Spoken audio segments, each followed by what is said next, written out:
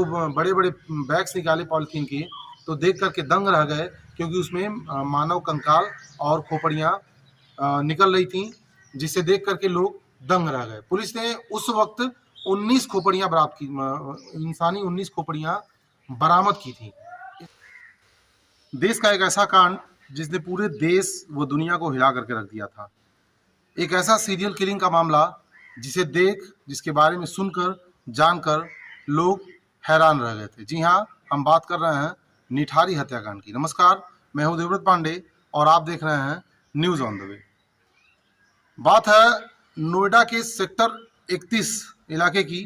नोएडा का एक सेक्टर 31 इलाका है, जहां एक छोटा सा एरिया पड़ता है जिसे निठारी के नाम से जाना जाता है। ये वो एरिया है जहां पर छोटे तबके के लोग रहते हैं, दिहाड़ी मजदूर वगैरह रहते हैं, झुग्गी झोपड़ी वाले लोग रहते हैं। उस एरिया में 2004 से ही छोटे बच्चे गायब होने शुरू हो गए, जिससे उस एरिया में सनसनी फैल गई। धीरे धीरे एक के बाद करके एक बच्चे गायब होने लगे, लेकिन किसी को पता नहीं हो पा रहा था कि बच्चे आखिर जा कहाँ रहे हैं। खेलने के दौरान बच्चे गायब हो जाते थे। पुलिस के पास तक ये मामला पहुंचा, लेकिन पुलिस भी इस मामले पे खास ध्यान नहीं दे रही थी। शुरू में तो इस मामले को किडनैपिंग के रूप में देखा जा रहा था, लेकिन जब लगातार बच्चे गायब होने लगे तो निठारी में ही नाले के ऊपर एक पुल है। उस पुल से 100 मीटर की दूरी पे एक बड़ी सी पानी की टंकी है, जहां ऐसा माना जाने लगा कि जो भी बच्चा उधर खेलने जाता है उस पानी की टंकी के पास भूत रहता है और वही बच्चे को मार करके गायब कर देता है। धीरे धीरे यह बात बढ़ती चली गई, बच्चों के गायब होने का सिलसिला जारी रहा। पुलिस बहुत विशेष इस बात पे ध्यान नहीं दे रही थी। बात है 7 मई 2006 की, जब पायल नाम की एक 22 वर्षीय लड़की अपने घर से, अपने पिता से ये बोल के घर से निकलती है कि मैं जा रही हूँ और निठारी के D5 में काम करूँगी, वहाँ मेरी बात हुई है, मैं वहाँ काम करने जा रही हूँ।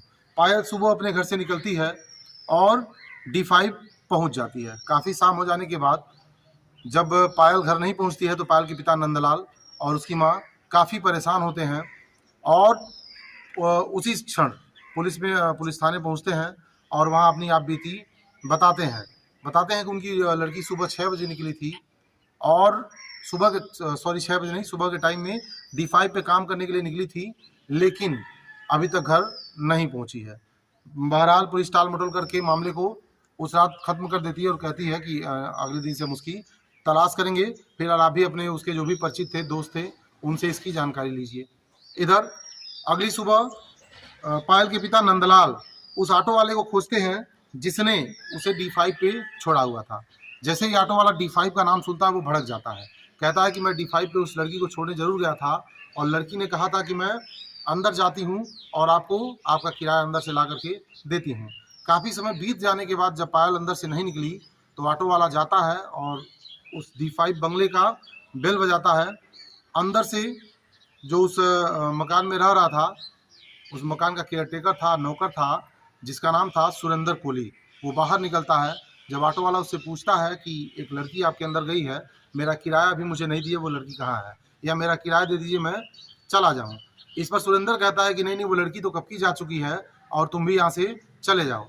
लेकिन ऑटो वाला उसको झूठ साबित करता है, कहता है मैं आपके घर के ठीक सामने ही खड़ा हूँ, अभी तक कोई भी लड़की यहाँ से बाहर नहीं निकली है।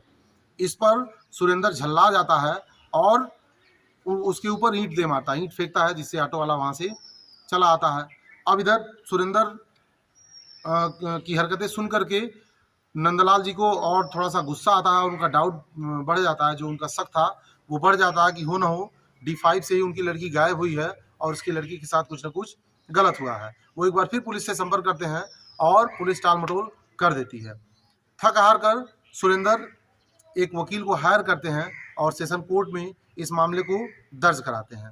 कोर्ट मामले को गंभीरता से लेते हुए पुलिस को ये आदेश देती है कि जल्द से जल्द इनकी प्राथमिकी दर्ज करके और मामले की जांच की जाए। पुलिस के ऊपर जब दबाव पड़ने लगा तो पुलिस ने इस मामले पे काम करना शुरू किया और पायल का जो मोबाइल था उसे ट्रैक पे लगा दिया, सर्विलांस पे लगा दिया। 6 दिसंबर को पायल का मोबाइल ऑन होता है। पुलिस उसका लोकेशन ट्रैक करके वहाँ तक पहुँचती है जहाँ वो मोबाइल एक रिक्शे वाले के पास मिलता है। उसमें एक सिम भी पड़ा हुआ था जो सुरेंद्र कोहली के नाम से था। जब पुलिस जांच करती है तो पता चलता है जो उसमें सिम लगा हुआ था वो सुरेंद्र कोहली के नाम से है। इसके बाद पुलिस सुरेंद्र कोहली और उसके मकान मालिक को थाने लाती है पूछताछ के लिए, और पूछताछ में पता चलता, पूछताछ में सुरेंद्र कोहली ऐसे ऐसे राज खोलता है जिसे सुन करके आप सभी दंग रह जाएंगे, जिसने पूरे देश को दहला दिया था। तो अपने पूछताछ में सुरेंद्र कबूल करता है कि हाँ, वो बच्चों को किडनैप करता था और उन्हें मारता था। मारने के बाद उनको टुकड़ों में काट करके उनके इंटरनल पार्ट्स को पकाता था और बाकायदे उनको खाता था।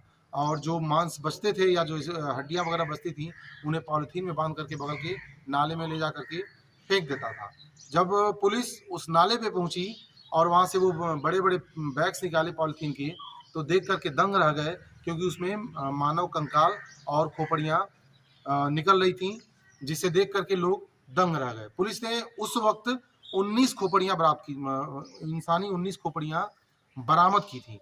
इसके बाद पुलिस उन पे मुकदमा दर्ज करके उन्हें जेल भेज देती है। मामला इतना बड़ा होने की वजह से ये मामला सीबीआई तक चला जाता है और सीबीआई इस मामले की जांच करती है। तो ऐसे ऐसे राज खुल करके सामने आते हैं, जिसे देख करके जान करके लोग दंग रह गए। बहरहाल 14 बार सुरेंद्र कोहली को फांसी हो चुकी है और भी कई मामले उस पर अभी चल रहे हैं, जिसमें सजा होना बाकी है। आपको ये कहानी कैसी लगी कमेंट बॉक्स में ज़रूर बताइएगा, और ऐसी ढेर सारी जो इंसिडेंट्स हैं, जो रियल घटनाएं हैं, अगर आपको जाननी है तो आप कमेंट बॉक्स में कमेंट करें। मैं इस तरह की घटनाओं को आपके सामने लेकर के आता रहूँगा। ऐसे तमाम जानकारियों के लिए देखते रहिए न्यूज़ ऑन द वे।